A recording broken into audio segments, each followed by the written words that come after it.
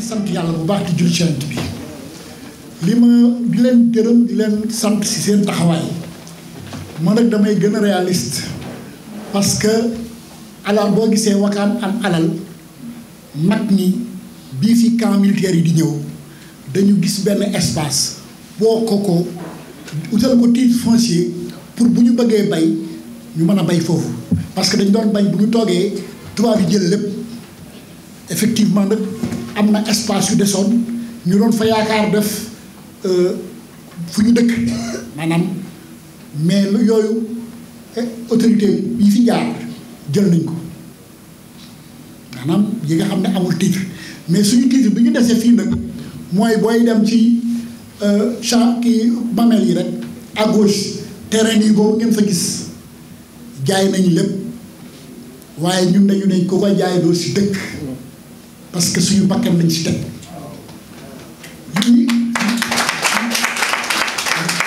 ñi ko jaay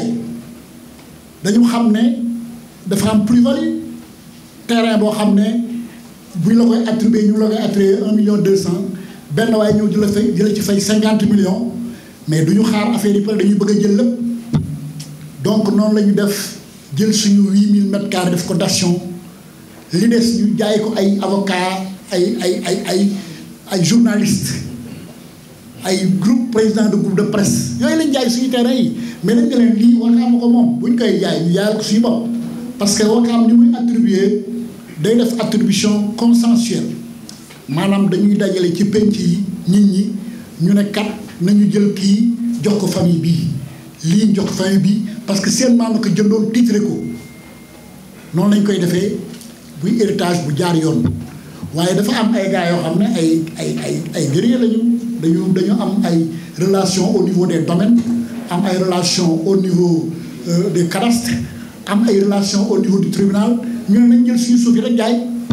noonu lañ jëlee suuf si bi ñuy wax nii lañ ko jaay mais ñun nag dañoo jël li ñuy wax prénotation def ci parce que dañu xam ne suñ ko bàyyee ñoom dina ñëw bëgg a dëkk population bi bëgg a dal seen kaw moo nekk bain de sang ñun en tant que responsable ñu ne nañuy jël benn document boo xam ne dañuy teg foofu ni titre bi kenn du ko laal waaye ñoom si seen i pexe dañuy bëgg a dindi prénotation boobu pour dem fi léegi dañuy alerter nit ñi ne foofu bu ñu dindee prénotation duñ fa laal suñu demee ba cassation ñu gagné duñ fa laal parce que alalu Wakaam la li ci nekk nag mooy xam nañ ne autorités yi dañ fi bëgg am na ñoo xam ne am fii terrain daf leen neex mais ci alalu Wakaam la comme jël nañ li nga xam ne fa lañ doon waroon def extension ñun fépp fu ñu war def extension état bi jël na ko et puis bu ñu koy jëloon sax jox ci ay waa Wakaam mais seen biir lañ koy séddoo. dëgg la noonu lañ def aéroport def ko champ de tir def ko. Mamel pour la paire 1306 mécaniciens yi mais ñun amatuñu fu ñu def extension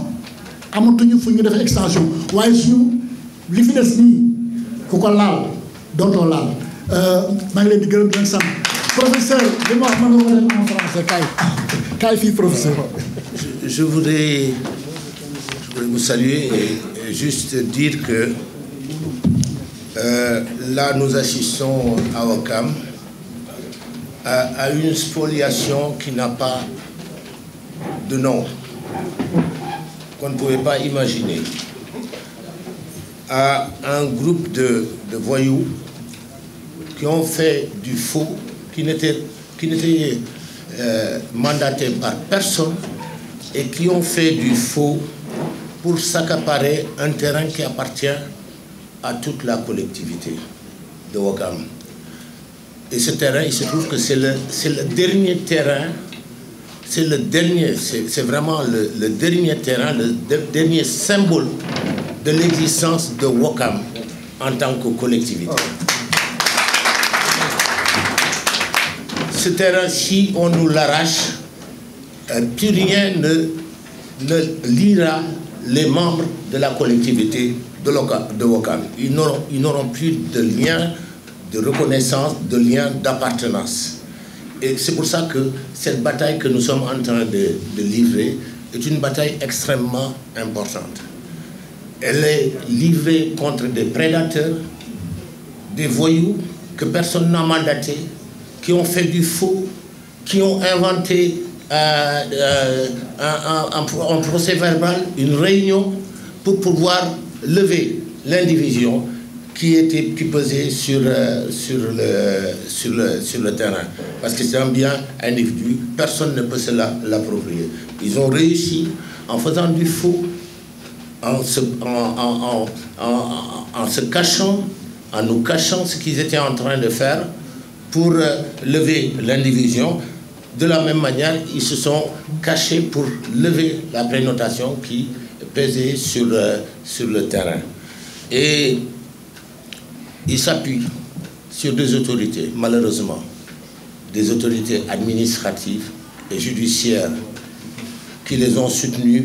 dans cette prédation sur un terrain qui appartient à la collectivité. Nous avons l'ambition de faire des infrastructures pérennes sur ce terrain, des infrastructures durables dans l'intérêt de la collectivité. Mais ils veulent nous ôter cette possibilité, pour nos enfants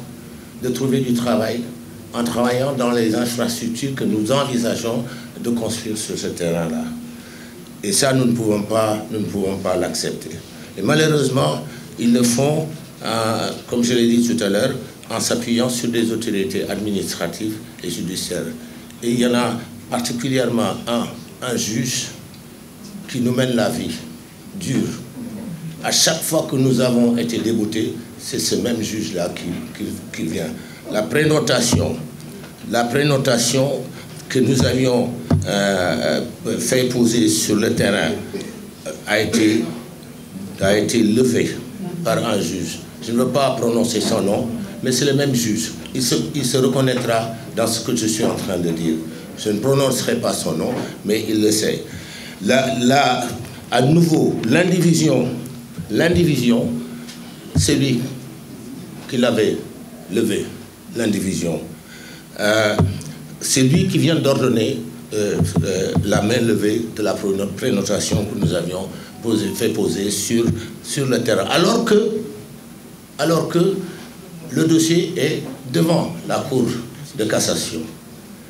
Le recours, on nous l'apprend dans toutes les universités du monde, un recours est suspensif.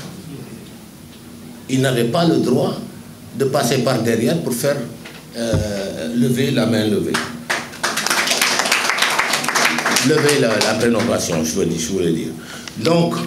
alors nous avons décidé d'aller jusqu'au bout de cette affaire et nous alertons les autorités, les nouvelles autorités de ce pays pour les sensibiliser et attirer leur attention sur ces faits-là, sur ces faits qui sont en train de créer la division au sein de notre communauté et qui sont susceptibles de créer des troubles parce que nos jeunes ne sont pas prêts à se laisser faire. Ils ne se laisseront pas faire. Et donc, nous les exhortons vraiment solennellement à se pencher sérieusement sur ce problème parce qu'il n'est pas question que le dernier symbole de l'unité, le dernier symbole de ralliement de la collectivité de Ouakam soit spolié par une bande de voyous. Les autorités administratives et judiciaires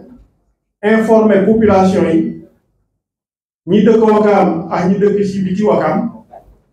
informer ni jënd parcelle qui site bi ñu woowee super plateau maanaam fi jàkkaarloo ak monument de la Renaissance ñu xam exactement lan moo xew. Li xew c'est assez simple bu ñu pare explication yi nit ñi joxe ba pare li ngeen di retenir rek mooy dafa am ay faussaires yoo xam ne ci biir Ouakam ñu lënkoo ak la haute administration sénégalaise. Quand je parle de haute administration sénégalaise, nous avons des noms, nous avons des indications précises. Et bien entendu, il y en a qui ont utilisé des prête-noms. Bon, on a une liste claire. Bon, ki nga xamné moy wowe boppam jaraaf ngeen koy gis tout le temps muy sol ay mbaxné yo xamné kenn xamul couleur yi mu am moo ubbi compte wax leen ñu verser fa seen xaalis ñooñu verser leen seen xaalis mais dañu verser seen xaalis mais xaalis bi ñu verser ki leen ko jox du Wakam moo ko wax loolu Tidiane Ndiaye expliqué na implantation nu muy demee mais ñooñu seen bopp lañ doon wutal xaalis mais du Wakam lañu wutal xaalis parce que boo ñëwee bëgg a def loolu dem jël titre foncier Wakam mu ngi mel ni yéen kenn ku ci nekk nit ñëw sa kër sa papa am terrain nit ñëw ne terrain de titre foncier ba dafa réer dem wut ci beneen këyit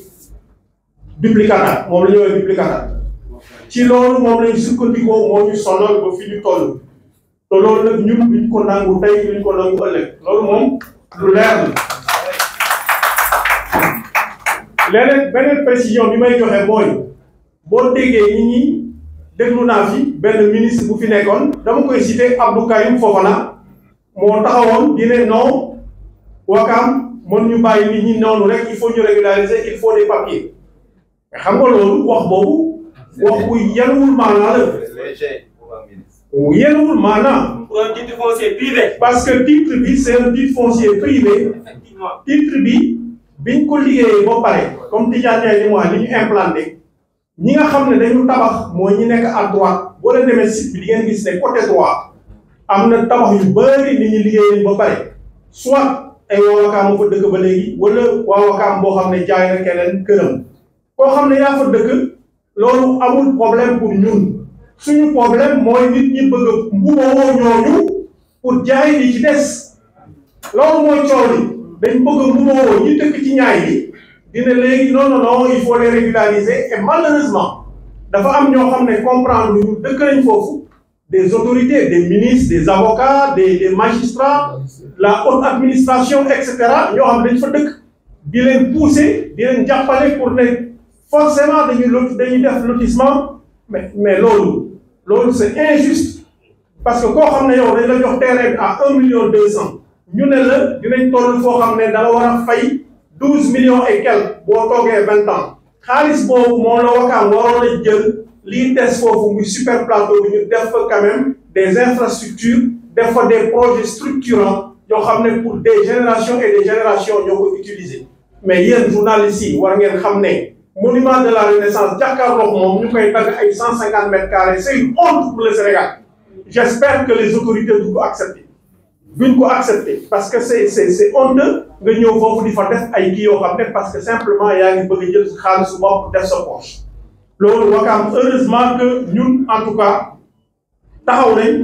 ne loolu duñ ko nangu tey duñ ko nangu ëllëg et xam nañ ne autorités yi leen di jàppale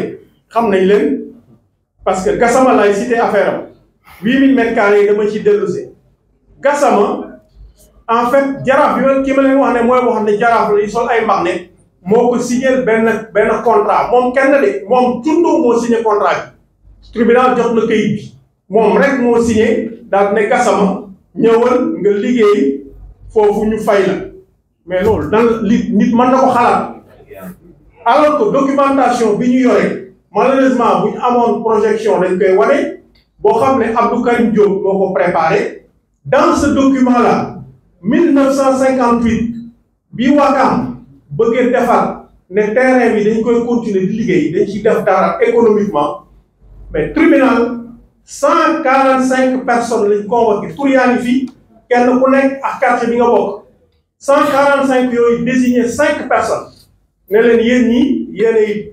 téye suuf Wakam yéen a ci liggéey carrière bi yéenay def et cetera occasion la pour man d'ailleurs ma signaler présence su adjointe au maire Yassé Ndiaye mu ngi toog parce que papa mu ngi ci biir ci liste boobu loolu moo tax sama xel dem ci moom ñooñu ñu dénk leen ne lii la ñu def mais loolu buñ ko continuer woon mais ñooñu 58 mais gënuñu ñu moderne quand même. Aujourd'hui on ne peut pas laisser des gens faire ce qu'ils veulent. Youssou Ndoye kese pour ne pas le nommer mënul ñëw signer benn document ak Gassama daal ne ko dañ lay jox dation en paiement on te donne 8000 et quelques mètres carrés et puis dation bi contrat bi boo ko liiree dañ ko santé woon côté boobu bu fekkoon ne sax moom am na droit signer contrat si contrat ba li ñu ko wax mooy côté monument de la Renaissance da nga koy niveler ba mu yem ak boor beneen ba mais yéen dem leen foofu ngeen xool dafa ne benn liggéey amu fa mais loolu juge bu ko gis bu fekkente ne tu es honnête war nga bañ loolu mais yàlla de toute façon moom nelawul yàlla gëmul nelawul parce que toujours seule la vérité est révolutionnaire parce que autorité yi fi jàll yëpp xam nga Pape Diagne wax na ko dañu ñëw Wakaam ne waaye dañ leen jox seen suuf taxaw ci aéroport bi yéenay def li yéen a def lale mais bu ñu faloo rek commencé ñoom seen bopp ñëw seddoo suuf si et on a toutes les preuves nécessaires toutes les preuves. aujourd'hui nag li ñu wax mooy li am mooy ne ñun dañ am ay éléments yu wóor. yi tribunal def bind na ko condamné ay nit ñoom ñu dem teggi condamnation lu ñu teggi condamnation malheureusement mais nan la benn juge ñëwee taxaw gendarmerie ñooñu xam ne ñoom ñoo jaay suuf si ñoom ñoo dem jox gendarmerie benn document gendarmerie muy DSCOS def PV sur cette base document bi daal ne lii la ma ñuy jox ne ñoom ñoo moom suuf si foofu ñun ñu fexe ba am këyit googu xam ne c'est un faux moom la ñu utiliser ñu dem si tribunal bi ne fekk ñii yow faux la andil mais juge bi nan la mën a taxawee dina waaw mais man gisuma faux et cetera di def nii mais attends man maa ngi xoolaat alors que lii c'est clair Omar Gueye Samb bi ñu wax ne moo signé wul te def nañ si cachet def nañ signature mu ngi nii clairement te moom nee na signé wul c'est un faux bu leer mais c'est facile nag nga ñëw taxaw au lieu PV boo xam ne gendarmerie moom la utiliser daal ne PV bi ñu ma jox cachet Ndeye Li Kaba moo ci nekk Ndeye Li Kaba notaire cachet ma ngi nii Ndeye Li Kaba notaire ñun loolu la ñu yóbbu foofu mais ñoom ñi nga xam ne ñoom lañ doon poursuivre ils étaient incapables de ramener le même document où il y avait le cachet de Ndeye Li Kaba ils ont amené un autre ne lii mooy seen PV juge bi mën leen ci jox dëgg mais yàlla nelawul li mooy la vérité finira par triompher loolu mooy li wóor les parties prenantes yi nga xam ne ñu ngi ci biir dossier bi bu ñu bàyyi mukk lu leen neex nit ñi di ko def ci suufu Wakaam loolu duñ ko nangu parce que suñu parents yi quand même 1948 ba léegi dañu titré woon foofu pour laisser individu mais ça veut dire que ñun Wakaam xajal nañ ku nekk ñun ñëpp kenn ku nekk am na ñoo xam ne jóge nañ fenn ñëw dëkk Wakaam bokk ak ñun ku ñëw jënd suuf si bokk très bien mais ñun aussi dañu calculer woon ne li fay des mais dañ fay def des projets pour des générations futures d'ici 1000 ans le petit Wakamois di mën a laal si xaalis boobu xam ne mu ngi nii mais ñoom ñu bëgg def le contraire léegi nag ñu ngi leen di gërëm di leen ñaanal di ñaan en tout cas li ñu wax fii ngeen mën ko diffuser largement pour que nul n'en ignore. Merci beaucoup. La hawla wa la quwwata illa billah aliyul azim wa salatul wa salam ala rasulillah Seydina Muhammad sallallahu taala wa alihi wa sahbihi wa sallama taslima. ñu ngi nuyu kilifa yi fi nekk yépp nga xam ne daanaka ñi gën a am maanaa sax ñu ngi ci ginnaaw salle bi notamment les Njàmbur de Wakaam mu am ñu ñëw toogal leen fii donc njàmbur yi ci ginnaaw vraiment ñu ngi leen di sant di leen gërëm di leen massawu parce que ay mag ngeen koor gi metti na parce que mu ngi jeex te tànk yi ak yaram yi dëgëratul njàmbur yooyu nag ci présentation bi wax nañ leen ñi nga xamante ne ñi ñooy seeni ndaw nekk fii di yëkki suñ kàddu di sant di gërëm kuréel bi nga xamante ne bii moo ma uuf muy l'Assemblée des Frais, qui est l'antichambre du Conseil des notables. Ku xam cosaanu Lébu xam nga ne c'est une gouvernance bicamérale, 2 chambres bicamérales. Frais yi c'est les gardiens du patrimoine. Ku xam Lébu di nga wax ay valeurs de civilisation. Et aujourd'hui, il y a des gens qui sont parmi nous, qui se sont alliés avec des individus extérieurs di aliéner ces valeurs de civilisation. Lébu. Et au passage, maa ngi nuyu di sant di gërëm di yóbbante cantaax ngërëm ñi fi teewal le grand sëriñ Abdoulaye Diop Makhtar muy le comité de pilotage des 126 villages Lébu du Cap-Vert. tànn ma récemment def ma point focal à Tànk Wakam Ngor Yoff may wax ci kàddu ñooñu di wax ci kàddu ci kaw ndigalu kilifa dëkk bi Blaise Diagne mii nekk sama président saltige Badoulaye ak conseil des notables bi yépp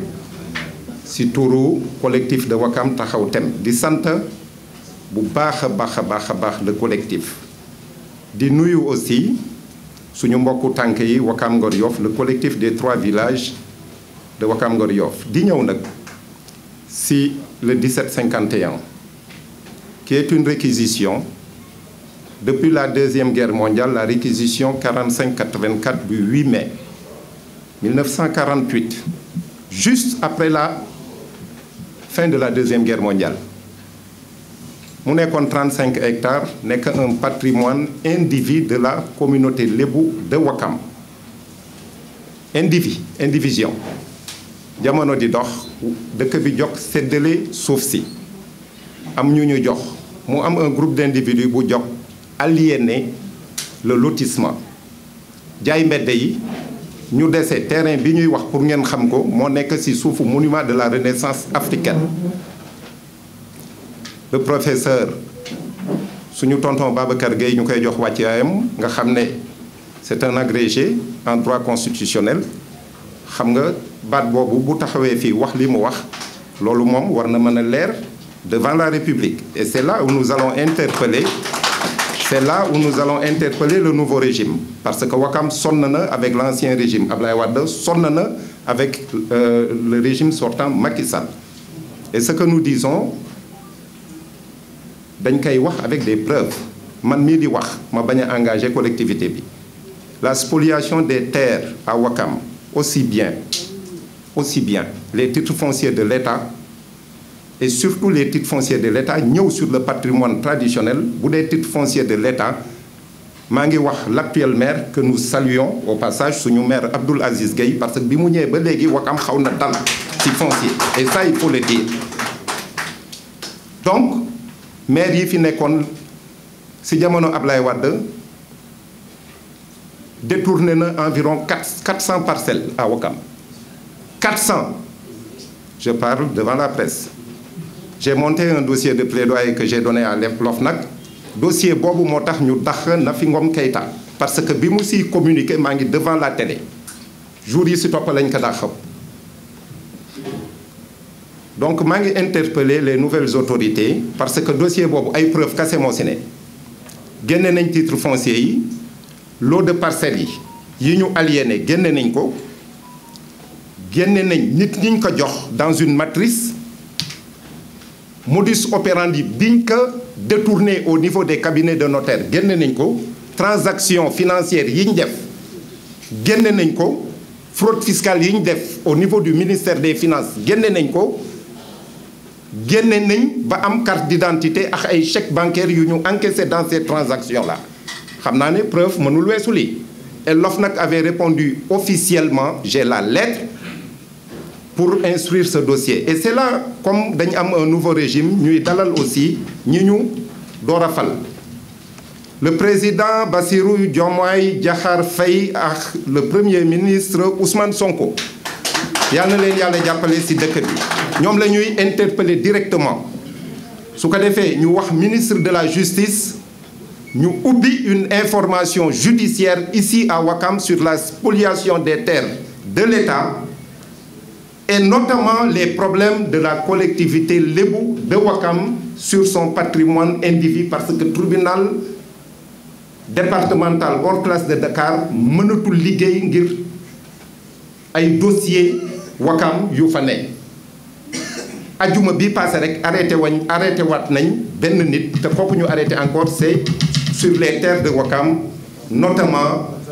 sur le titre foncier 4417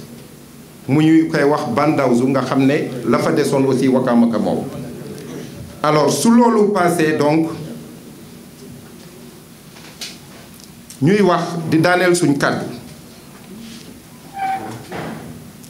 ci mbiru aéroport bi xam ngeen ne Ouakam Ngor ak Yoff yépp c'est des villages côtiers maanaam amuñu fu ñu yokkoo donc comme amuñu fu ñu yokkoo li fi des ak ay suuf te wax fa dëgg yàlla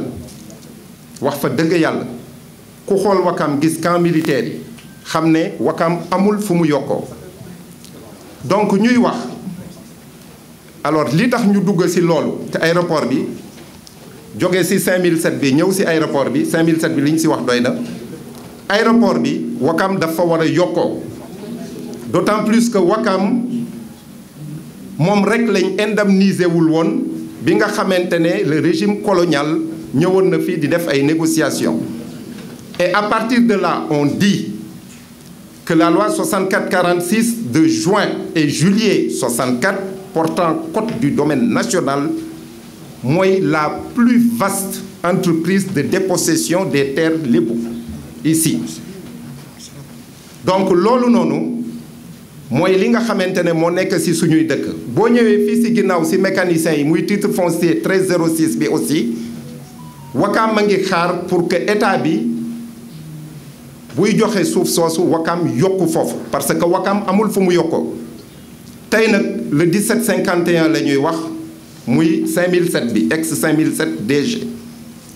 super plateau boobu ñu ngi wax aux nouvelles autorités encore une fois di leen ñaan ñu jàppale ñu balaa Ouakam di tojante bopp ci suuf soosu deret di fi tuuru parce que deret bu bëri tuuru na fi ci ñaari régime antérieurs yi alors bu ñu paree ci loolu buy littoral bi parce que xamee nañ ma ci lay fi mujje comme dossier mooy géeju Ouakam qui est un quai de pêche traditionnel foofu ku ñuy wax Fallou Gueye mu ngi ñu fay sonal depuis jamono Ablaye Wade bëgg aliéner un quai de pêche traditionnel soo demee fii ci suufu Mamel yi la famille présidentielle sortant Macky Sall famille beau frère am moo fa dugg ak Gassama bi ñuy wax fii ci titre foncier 1751 bi 5007 bi dossier boobu moom lañ mujjee yor ba def fa un projet alternatif tuddee que la promenade des Mamelles mu war a nekk la promenade des Lébou comme la promenade des Lébou bi di juddu fële ci Rufisque ci seen littoral dossier yooyu ñu ngi fi bu ñu nguur gu bees gi nga xamante ne dañu oote bonne gouvernance seetaan parce que ñoom ñoo yor kaaraange dëkk bi donc ñoom la ñuy interpeller les plus hautes autorités de la République parce que mënuñu dem tribunal ay juges et encore dans l'ancien régime depuis Ablaye Wade le parquet du procureur a été corrompu nous en avons les preuves